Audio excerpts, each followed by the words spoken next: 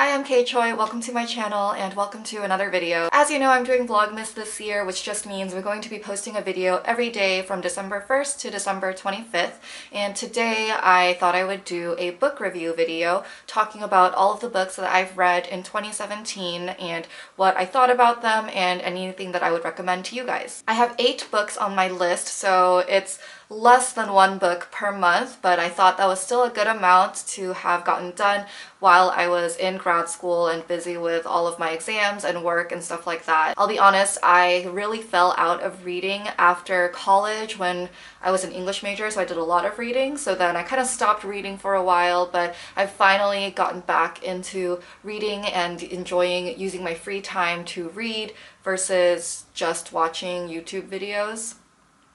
But anyway, I hope that this is helpful to you as you put together your reading lists for 2018. I don't have the physical books with me because I am at my brother's house in Michigan at the moment, so all my books are at home in LA, and I also read a lot of these on my Kindle, so I don't have like a physical copy, but you know, I'll like insert the covers here. The first book is The Vegetarian by Han Kang, and this is a book by a Korean author, but it has been translated into English, and it's a very interesting book. It's about this woman who has this dream that causes her to become a vegetarian. And then that kind of spirals into all of this tension and conflict with her husband and her family. And it was interesting to read it as a Korean who knows the Korean culture and language, because some of the words, for example, were just left in Korean, but you know, written out in English, in the English alphabet. It was cool to be able to know that kind of background perspective on the translation. I gave it a 3.5 out of 5 because it was like at some points so kind of far-fetched and unrealistic, but maybe that is just kind of what added to the main character's kind of mental state. It was just a bit too out there for me, but it was, as I said, a very interesting read, and it kept me engaged throughout the book. The second book is All My Puny Sorrows by Miriam Toews. I'm not sure if I'm pronouncing her last name correctly, but this is a story of 2 sisters. Their father commits suicide when they are quite young, and then it really affects both of them in different ways. The older sister is this piano prodigy, and she's a famous pianist, but she really struggles with her mental health, and you just see how that affects the other sister and the mother and her aunt. It's just all of that all of those family dynamics. This was recommended to me by my friend Jane, who was a fellow English major with me, and she also went to high school with me. But she told me it was beautiful, and I just really have to agree. I know I don't have a sister, but you can really understand that sisterly bond between them through the book. So I gave it a 5 out of 5. I thought it was very moving. It is quite a heavy read, so you need to be prepared for that. Next is The Kite Runner by Khaled Hosseini, who's this Afghan-American author, and I actually read this book because I was planning to watch the play in London, which I did get to see, and it was a wonderful production. The book is also really great. It centers on several relationships, one between this boy in Afghanistan and his father, and the boy is always kind of trying to live up to his father's expectations. And then there's also the boy's friend, who is actually the family's servant, and there's some complex relationships there between that servant and the family. So this book, again, like the last one, deals with those familial relationships. It also deals with some heavy topics like abuse. I also enjoy reading novels that are set in like an actual point in history because it's also educational in that way. So I gave this book 5 out of 5 stars as well. I don't know if I'm just very, you know, lenient with giving out my ratings, but I truly enjoyed reading it. And maybe I'm also influenced by the fact that I saw the play, and the play, I thought, told the story in a really great way as well. Next is Mischling by Affinity Konar, and this is a novel about 2 twins who were subjected to Dr. Joseph Mengele's experiments. The doctor was a real-life person who performed really horrible experiments on twins in Auschwitz. So the story just switches off between one twin's perspective and the other, and just how they kind of live through this. Like The Kite Runner, it's also set in a real historical event or period in history, and I really do enjoy reading books from the period of World War II. That time period is just pretty fascinating to me, and although it is a very sad time period, it is important to know about it, I think. The book itself was quite long. I read it on my Kindle, which tends to help me read through longer books faster, but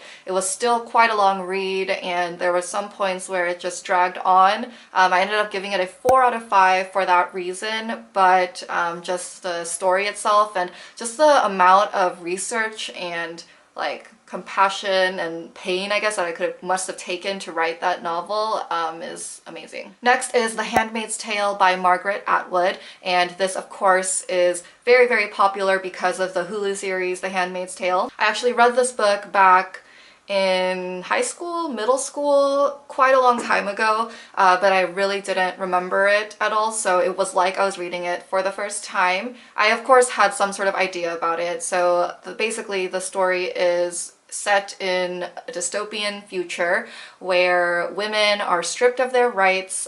They all just become separated into these different levels of women. So you have the wives, who are kind of like the highest level. You have the handmaids, whose sole function is to produce babies. So that's what the protagonist is. She's a handmaiden, and of course she is not happy with her life. She used to have a life before this change happened. So you see her struggle to navigate in this, is it a totalitarian system? I'm not sure. I think it's so unique, but it's oddly and eerily very similar to certain sentiments that public figures today may have. I gave it a 5 out of 5. The next one is The Bell Jar by Sylvia Plath. I actually read this right before I read All My Puny Sorrows. I haven't been saying these books in the order I read them, by the way, because I honestly can't remember, except for that, because after I read The Bell Jar, I wanted to read something light and, you know, just more happy, but I ended up reading All My Puny Sorrows, which is kind of the opposite of that. But anyway, so that Bell Jar is like a semi-autobiographical novel by Sylvia Plath. I think it's her one and only novel, and it's about this teenager to like young 20s, I'm not sure, she's young, and it starts off with her doing an internship in New York, and you just see her mentally spiral downhill. So the writing style kind of changes throughout the book as her mental state also changes, so I thought that was really, really interesting. I gave it a 5 out of 5 because it was very engaging to me, being in her perspective and getting sucked into her mind that way.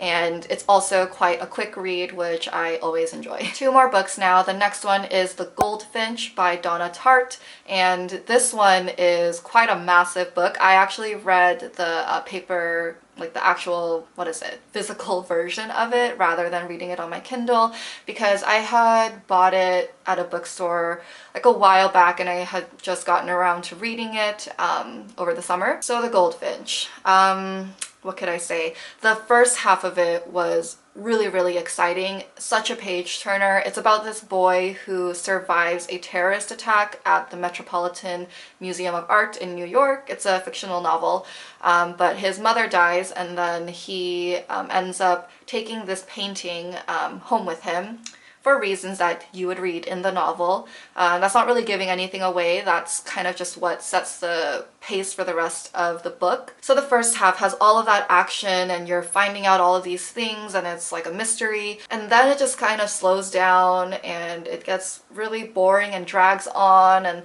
you get kind of sick of the characters.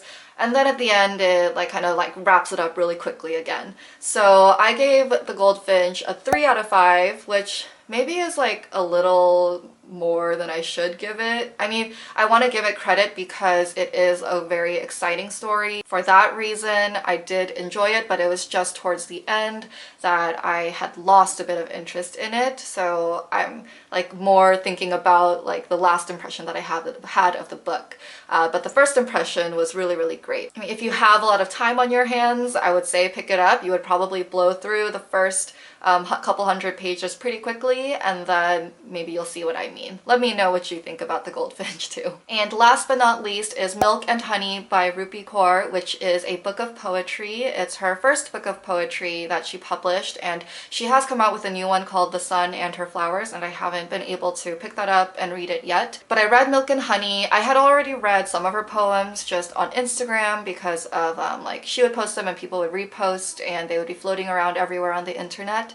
But I decided to actually get the book. Every poem is so beautiful, and I think every person can relate to them in some way. Definitely women would be able to relate to it more, but it's just so human and raw and honest, and that's what I love about it. And I also love the illustrations that are put alongside the poems. So I gave that a 5 out of 5. I love poetry. I used to not like poetry and not really understand it so much, but there was a class that I took in college that flipped the switch for me. So I love poetry, and I really appreciated the work, the art that Rupi Kaur did in her book of poetry. So those are the books that I have read in 2017. Let me know if you have read any of the same ones or you are planning to read any of those that I listed. Let me know what books you would recommend me to read, because I am looking for more books to read in 2018. I'm currently reading A Game of Thrones, which is the first book in the series of A Song of Ice and Fire. So I am still like only about 100 pages into the first book, so I'm getting through it very slowly, but it's just because I've been busy and distracted with other things.